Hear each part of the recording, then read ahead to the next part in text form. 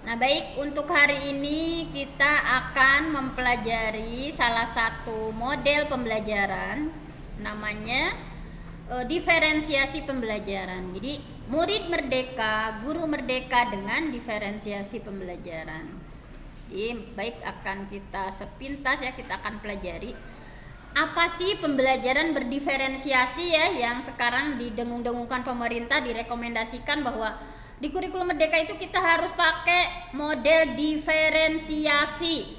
Nah, kita pelajari dulu ya. Pembelajaran diferensiasi seperti apa? Nah, kalau di sini salah satu teorinya intinya adalah pembelajaran diferensiasi itu bagaimana usaha guru menyesuaikan proses pembelajaran di kelas untuk memenuhi kebutuhan belajar individu. Jadi different itu kan berbeda. Setiap anak itu unik, setiap anak itu punya kebutuhan ya masing-masing. Nah, Ibu kan pernah menerangkan ya bahwa misalnya Bu, aku mah belajarnya pengen dengan cara mendengarkan. Itu anak-anak audio ya.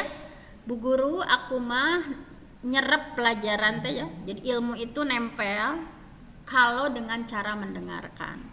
Jadi pengennya seperti itu. Kebutuhannya dia dengan mendengarkan. Tapi beda lagi, ada yang anak-anak visual, misalkan di sini, Bu, aku mah nggak terlalu suka belajar dengan mendengarkan, tetapi sukanya dengan baca, sukanya dengan mengamati poster, sukanya dengan mengamati PowerPoint, sukanya dengan mengamati infografis. Jadi kebutuhannya berbeda-beda.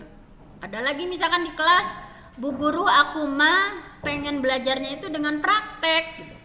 Gak terlalu suka mendengarkan, ada anak gak terlalu suka baca, dia pengennya itu praktek langsung gitu. Kayak anak-anak kinestetik, gak bisa, dia harus duduk diam dengarkan gitu ya selama 1 jam guru ceramah. Nah, anak-anak kinestetik tidak bisa seperti itu. Makanya kita sebagai guru melalui pembelajaran diferensiasi itu menyesuaikan gitu, beradaptasi dalam proses pembelajaran untuk memenuhi kebutuhan belajar setiap individu. Karena kenapa manusia disebut individu ya? In itu tidak, divide itu tidak bisa dibagi. Jadi artinya setiap anak itu unik, punya minat masing-masing.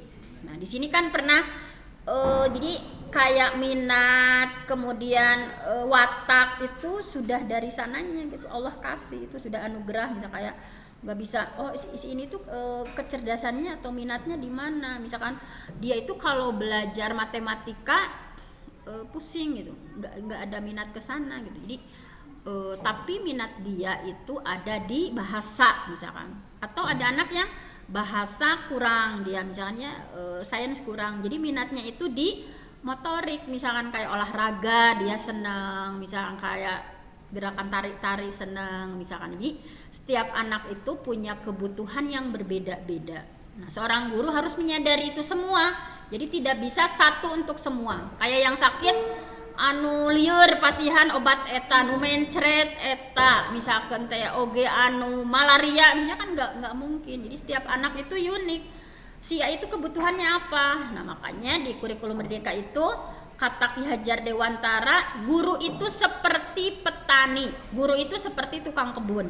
Jadi tugas guru itu menuntun gitu, nuntun anak, dia kecerdasannya ada di mana, kita hantarkan dia untuk sukses. Bagaimana seorang petani, dia menanam padi, kan nggak mungkin ketika dia menanam padi mau jadi jagung, nanam jagung ingin jadi padi. Tetapi tugas petani itu hanya menyiram gitu ya, kemudian ngasih pupuk. Nah, kita juga ke siswa sama.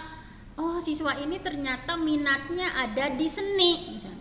Oh, ternyata siswa ini minatnya ada di olahraga. Oh, ternyata anak ini minatnya ada di sains misalkan. Nah, kita sebagai guru menuntun kodrat diri, kodrat alam, kodrat zaman yang dipunyai anak. Jadi tetiasa maksa gitu ya. Nah, seperti itu. Jadi hanya mengkondisikan. Makanya ada istilah pembelajaran diferensiasi. Guru menyampaikan pembelajaran tadi sesuai dengan kesiapan anak. Di antara murid kita itu ada yang kesiapannya bagus, misalkan kalian ingin mengajarkan nih tentang fotosintesis, ada sebagian anak yang dia sudah sangat memahami, misalkan dia udah sangat memahami tentang fotosintesis gitu. Ada anak yang blank sama sekali, saya nggak tahu Bu tentang hal itu, belum tahu. Misalkan ada anak yang udah remang-remang misalnya, nah itu ada kesiapan anak itu berbeda-beda, tidak selalu berhubungan dengan IQ kesiapan itu. Setiap anak kan ada anak yang dalam bab ini dia sangat paham, tetapi bab berikutnya dia nggak paham, yang lain yang paham. Jadi readiness itu, kesiapan itu tidak selalu yang IQ-nya 140 dia selalu siap, yang IQ-nya 90 selalu tidak siap. Bukan dari IQ saja, tetapi kayak misalkan Bu Fenty mau ngajar tentang sholat, Bu Fenty tes nih di antara 20 anak misalkan, oh ternyata yang 10 itu dia sudah paham betul bacaan sholat, yang 10 lagi misalnya dia kurang memahami gitu. Jadi karena di rumahnya jarang sholat misalkan, nggak hafal bacaan sholat, sama sekali blank misalkan. Ada kelompok tertentu yang kalau apal cangkem misalnya, kalau berengger-reneng dia hafal, tapi kalau disuruh sendiri nggak hafal. Nah itu di diferensiasi itu harus dibedakan misalkan. Pada anak-anak yang sudah sangat siap, dia bacaannya udah bagus, mesti seperti apa misalkan. Masa anak-anak yang bacaannya belum hafal, dia masih blank langsung praktek, mungkin nggak. Kan minimalnya oh ini nih kontennya yang berbeda. Nah, kamu harus mempelajari doa-doanya dulu misalkan ya, seperti itu. Nah kemudian intinya disesuaikan dengan minat. Tadi misalkan si A mah minatnya di seni, si B mah minatnya tadi di sains, misalnya si C minatnya di bahasa. Nah, walaupun kita sebagai guru misalkan, anak-anak hari ini kalian belajar tentang paragraf deskripsi misalkan. Nah, bagi anak-anak sama disuruhnya itu tentang paragraf atau ngarang misalnya, disuruh mengarang. Tetapi mengarang bagi anak-anak yang suka sains misalkan, dia mengarangnya seputar itu. Bagi anak-anak yang suka seni, ya udah mengarangnya seputar itu misalkan.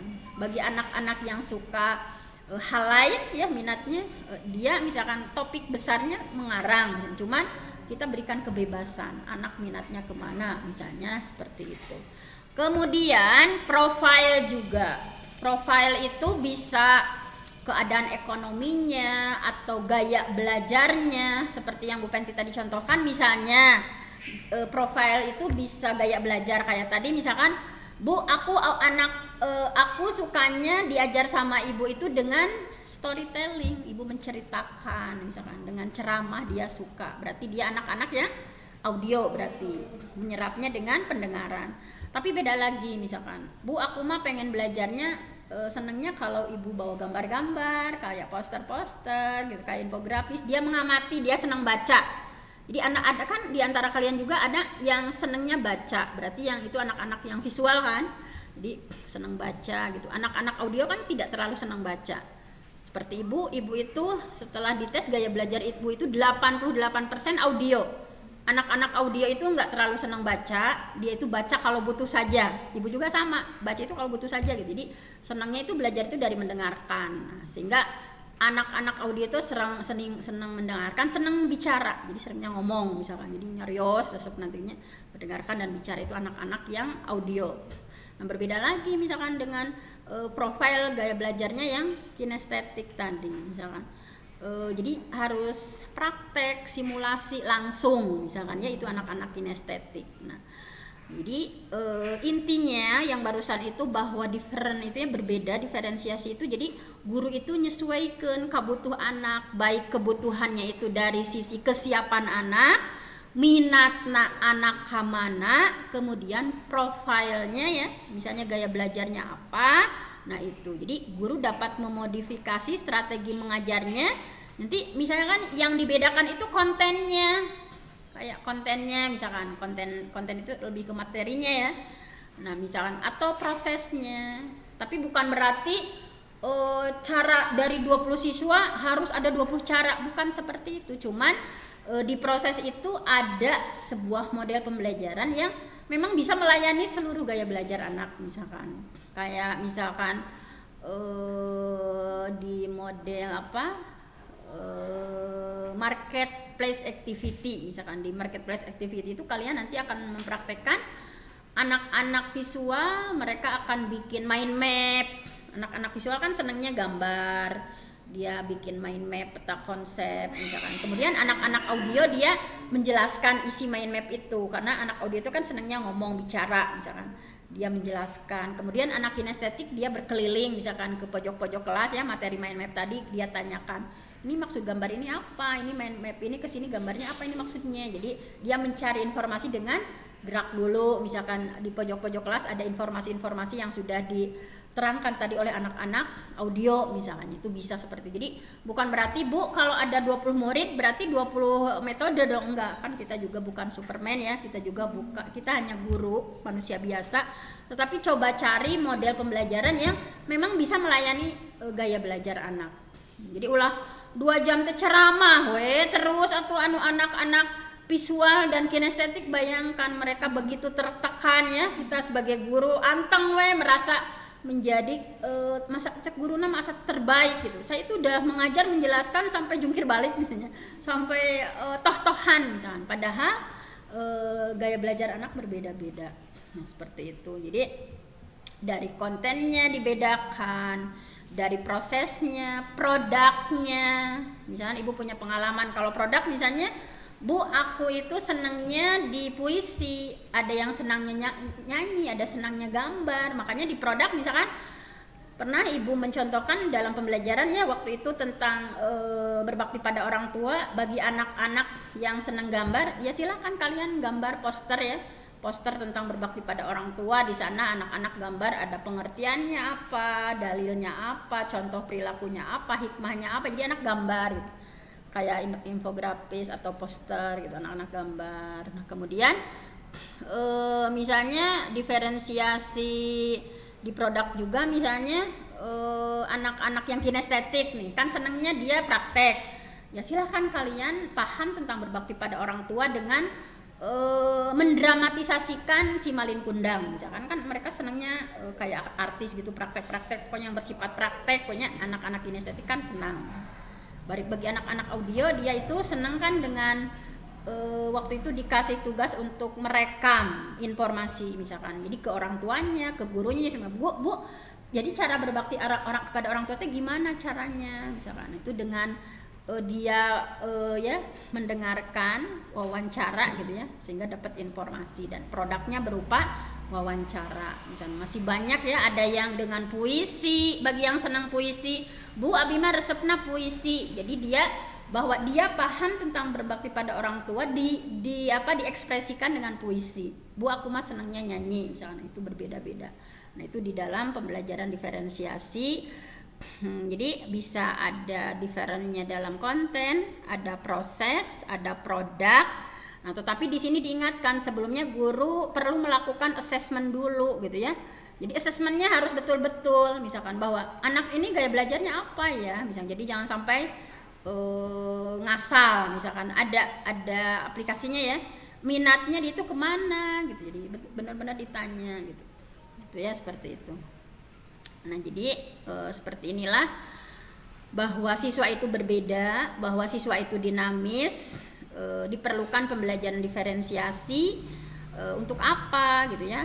Kalau di kurikulum Merdeka itu jargonnya menghamba pada murid, maksudnya menghamba itu jadi intinya tadi, jadi apa sih yang murid butuhkan gitu, supaya murid itu student well-being, belajarnya itu enjoy, senang, tidak tertekan gitu ya, resep budak teh happy misalnya, sehingga merdeka belajar bisa terwujud dengan baik.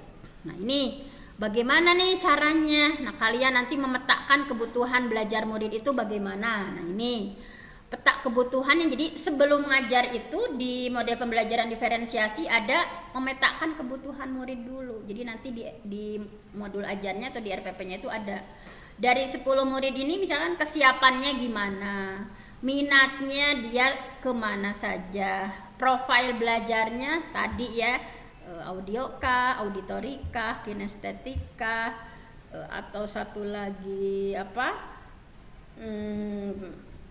visual kah misalkan.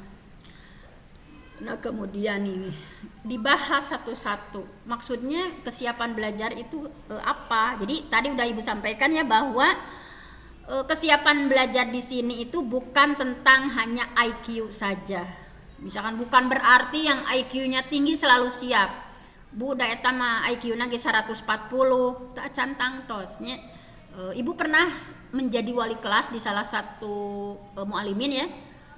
Anak itu di antara murid itu ada yang IQ-nya itu 140, tetapi dia ranking terakhir karena motivasinya rendah. Jadi tidak mesti yang IQ-nya tinggi itu selalu siap. Jadi jangan hanya dilihat dari IQ. Ada yang di kelas itu ya, masih di kelas tersebut IQ-nya 90 tapi dia bisa ranking 2. Jadi kita jangan terlalu bersedih ketika IQ kita rendah, karena itu kan udah dari sononya ya, udah dari Allahnya, udah anugerah dari Allah. Tetapi yang penting adalah motivasi. Misalkan abi mah ada IQ nagingan sakieu misalkan teh, nah tidak seperti itu. Nah jadi bukan tentang IQ saja, jadi lebih ke informasi tentang apa gitu ya, yang udah dimiliki murid, misalkan keterampilan apa yang udah dia punya gitu ya. Jadi yang kita akan mengajarkan tentang hal itu di antara murid-murid ada yang udah terampil, ada yang belum berkembang sama sekali tentang hal itu, di informasi belum pernah tahu gitu ya. Ada yang baru berkembang, ada yang cakap, ada yang mahir, udah tahu informasi tentang hal itu, dia udah sangat terampil misalnya. Nah seperti itu. Jadi readiness itu lebih ke itu gitu ya. Nah, tujuan melakukan pemetaan kebutuhan murid berdasarkan tingkat kesiapan belajar itu memodifikasi tingkat kesulitan pada bahan pembelajaran. Nah, jadi nanti kalian sebagai guru harus bisa memodifikasi.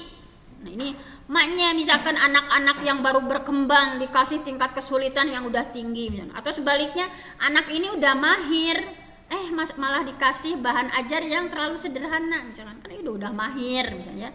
Nah seperti itu. Jadi memodifikasi tingkat kesulitan sehingga dipastikan murid itu terpenuhi kebutuhan belajarnya. Nah seperti itu. Nah ini ya, ini ada semacam polanya ya. Di murid itu kan ada yang cepat di kelasnya, aya nu lambat, ada yang sudah mandiri, ada yang masih bergantung sama bu guru. Bu guru ini gimana? Terus diterangkan teh kaparayun bu guru itu kumaha nya, seperti itu. Ada yang terbuka ya, open ended, ada yang terstruktur, ada yang sederhana, ada yang kompleks gitu ya. Ada yang konkret, ada yang abstrak, ada yang bersifat mendasar, ada yang sifatnya transformatif. Nah ini jadi harus diingat ya.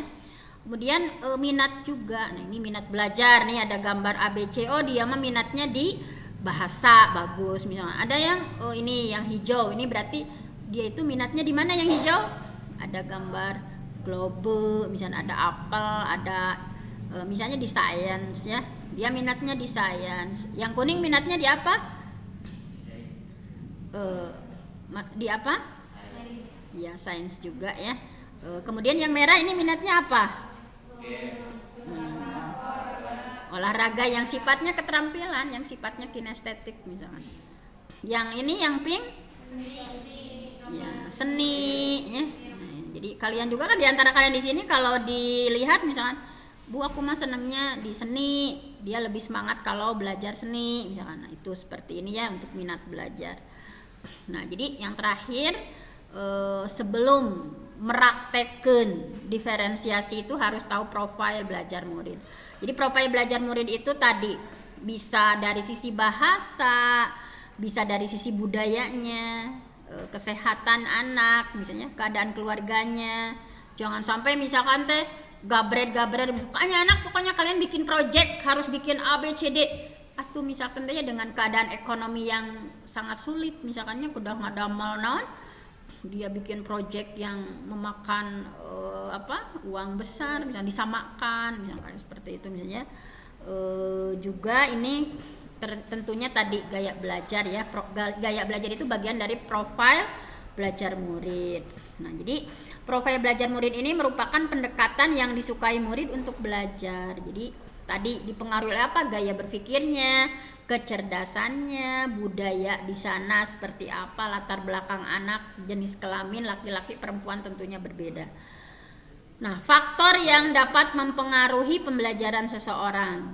Nah, ini ya, menurut Tomlinson banyak faktor yang bisa mempengaruhi pembelajaran seseorang. Bahwa kita sebagai guru nih harus memperhatikan tinggal lingkungan teh naon maksana lingkungan teh suhunya panas misalnya, tingkat aktivitasnya, tingkat kebisingan misalkan teh iya mah pantes budak teh caliweura wae da calikna teh di pasar negara randeng wae misalnya jumlah cahaya caang teuna misalnya.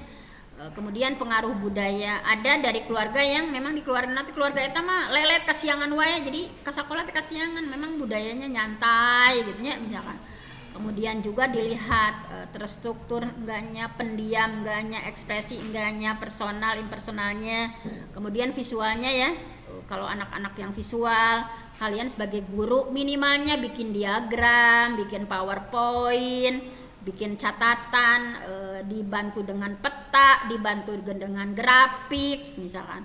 Untuk anak auditori misalkan kalau ngajar itu dengan suara keras jadi guru taulah anak-anak misalnya terkadang misalnya itu kan anak-anak auditori itu karena belajarnya dengan mendengarkan misalnya dengan mendengarkan musik, murotal misalnya. Kemudian untuk kinestetik belajar sambil melakukan. Jadi bagaimana seorang guru ya belajar itu bukan hanya ceramah kemudian hanya nulis ya tetapi ada prakteknya gitu ya karena anak-anak kinestetik itu senang gerak, meregangkan tubuh, pokoknya kegiatan yang bersifat aktivitas hands on ya bersifat aktivitas pokoknya kegiatan-kegiatan yang berbasis aktivitas. Nah ini contohnya, nah ini contoh pemetaan kebutuhannya ya. Kalau dilihat dari minat, nah ini jadi tujuan pembelajarannya, misalnya tadi tujuan belajarnya itu anak membuat tulisan berbentuk prosedur. Ini tabelnya seperti ini ya pemetaannya. Misalkan dari murid yang kita ampu itu nama murid, yang minatnya di olahraga siapa, yang minatnya di seni atau prakarya siapa, yang minatnya di sains siapa, sehingga produknya nanti kita diferensiasi produk misalkan dibedainnya dari produk misalkan. Bagi anak-anak yang olahraga tadi misalkan sama disuruh nulis tulisan prosedur, tapi prosedurnya bagaimana cara menggiring bola ya dalam permainan sepak bola. Sama tulisan prosedur disuruhnya, tetapi kalau yang senangnya ke seni cara membuat rumah-rumahan dari stik es krim misalkan ya. Di yang sains sama disuruh untuk membuat prosedur misalnya tulisan prosedur tetapi tentunya yang berkaitan dengan sains misalnya anak-anak coba tulisan prosedur bagaimana cara membuat rangkaian listrik paralel dan seri. Nah itu sama-sama membuat tulisan prosedur cuman disesuaikan dengan minat mereka gitu. Nah seperti itu. Nah, ini kalau yang profil belajarnya misalnya anak-anak visual siapa saja, anak-anak auditori siapa saja, anak-anak kinestik siapa saja. Produknya misalkan murid boleh milih cara mendemonstrasikan bahwa mereka itu paham tentang habitat makhluk hidup. Boleh dalam bentuk gambar. Kalau gambar berarti anak-anak yang apa? Visual. Kalau rekaman atau wawancara berarti anak-anak auditori. Kalau perform anak yang kinestetik. Jadi anak-anak boleh milih ulah. Pokoknya kalian harus bikin gambar. Itu kan bagi anak-anak siapa? Visual kan. Senang kalau disuruh gambar. Kan nggak semua di sini juga kalau yang bisa gambar kan. Nah seperti itu. Ada yang senang wawancara itu anak-anak audio.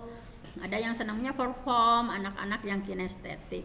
Misalnya pengen dibedakan dalam proses. Jadi saat menjelaskan guru menggunakan banyak gambar atau alat bantu visual. Jadi saat menjelaskan itulah tadi ngadongeng mencret metode ceramah terusnya tanpa ada gambar, tanpa ada apa-apa misalnya ya.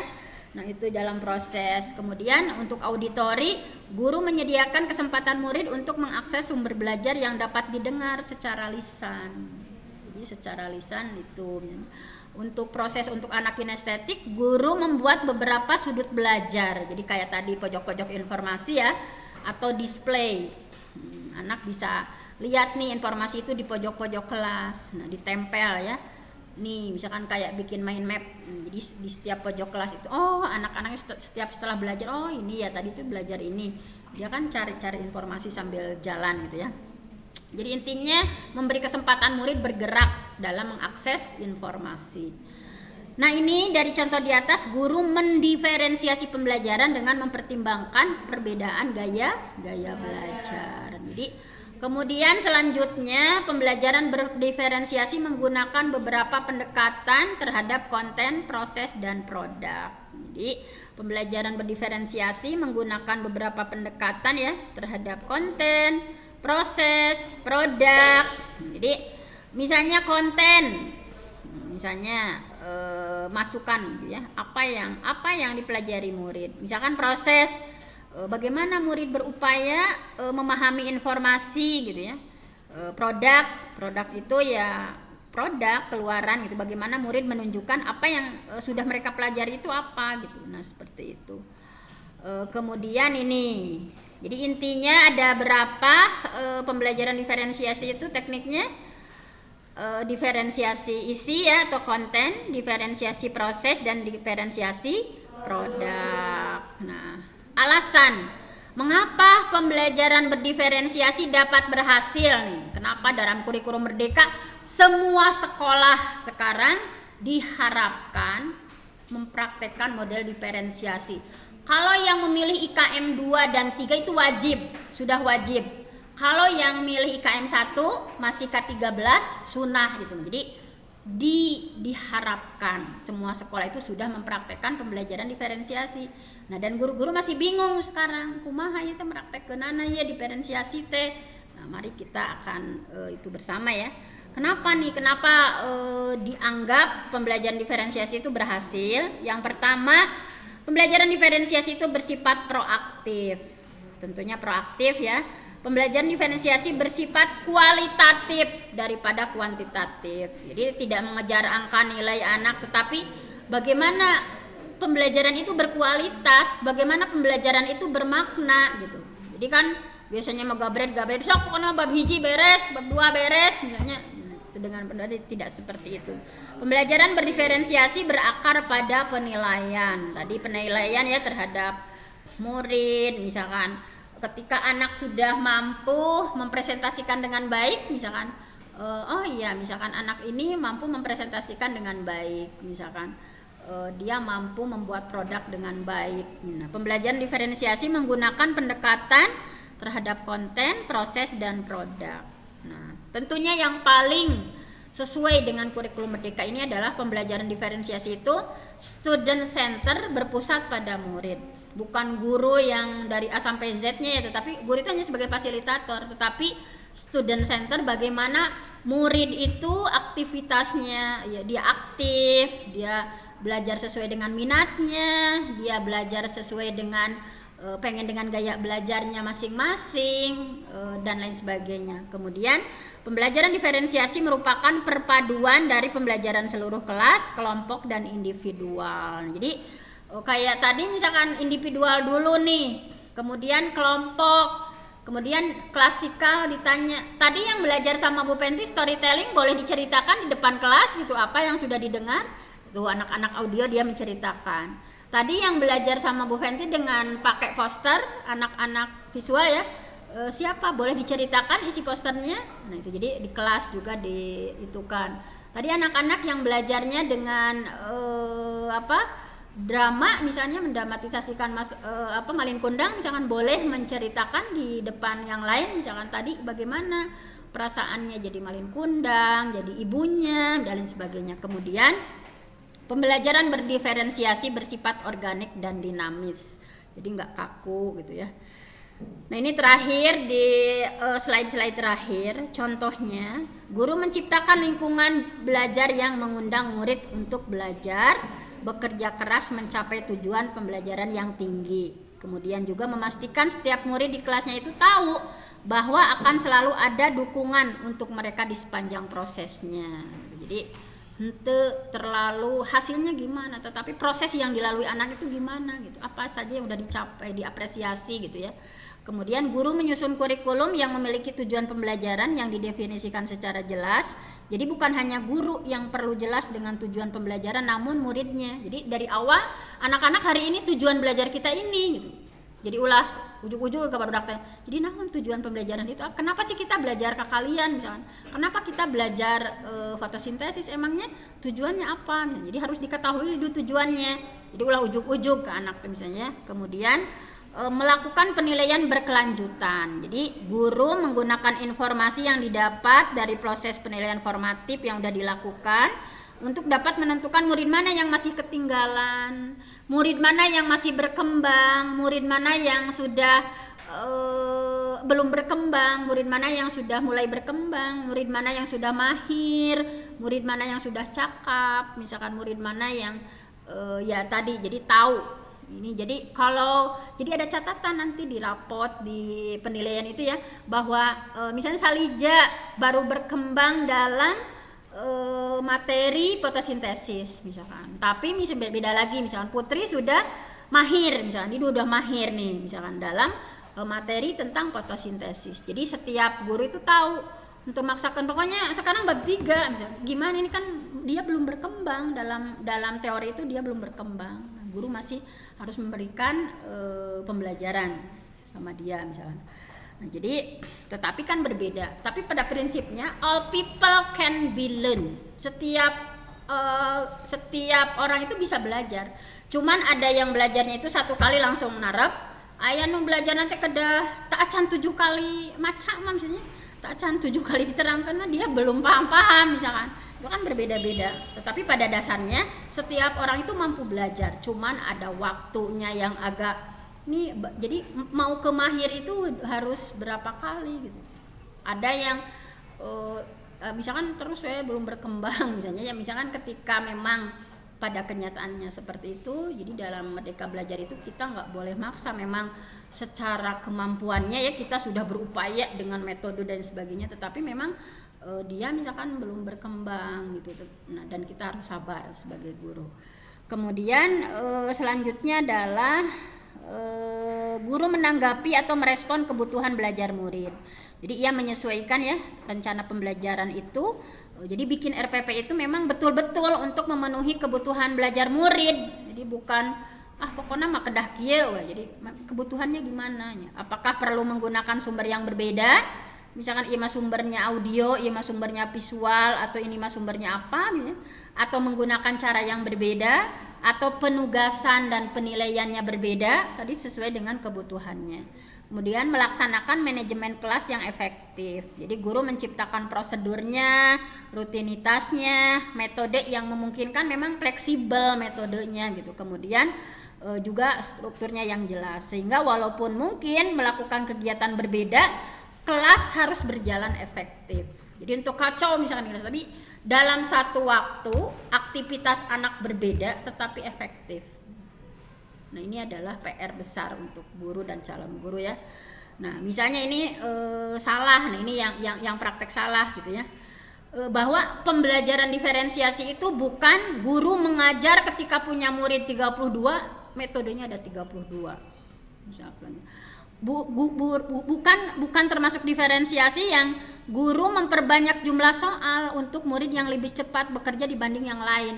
Ieu mah geus pinter beres 100 we si soal teh da ieu nu lain mah 20 soal misalnya.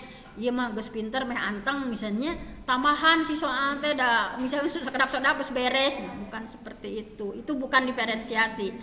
Guru harus mengelompokkan yang pintar dengan yang pintar, yang kurang dengan yang kurang. Misalkan kayak iya menu palalinter karena diferensiasi berbeda ya, dipisahkan. Nah, tidak seperti itu. Justru dalam kelompok itu harus heterogen, ada yang superiornya, ada yang middle-nya, ada yang lower-nya, biar bisa saling berbagi, saling melengkapi. Nah, seperti itu. Kemudian guru memberikan tugas yang berbeda untuk setiap anak. Ini bukan diferensiasi. Jadi misalkan untuk setiap anak tadi yang 32 itu ini tugasnya jadi liur ke guru itu kumaha nilainya, misalkan tadi itu. Jadi ada pengelompokan ya.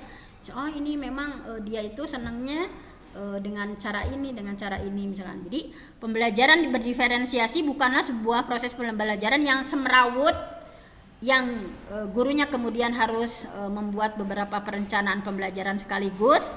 Misalnya di mana guru harus lari ke sana, lari ke sana, misalnya bantu si A, bantu si B, bantu si C dalam waktu bersamaan. Tidak semrawut yang kalian bayangkan, tetapi coba pilih sebuah model, karena pernah ada yang bertanya ketika ibu ngisi di sebuah pelatihan ya, jadi Bu Penti kumaha cenah ieu teh barudak teh aya nu sawareh ieu jadi semrawut gitu.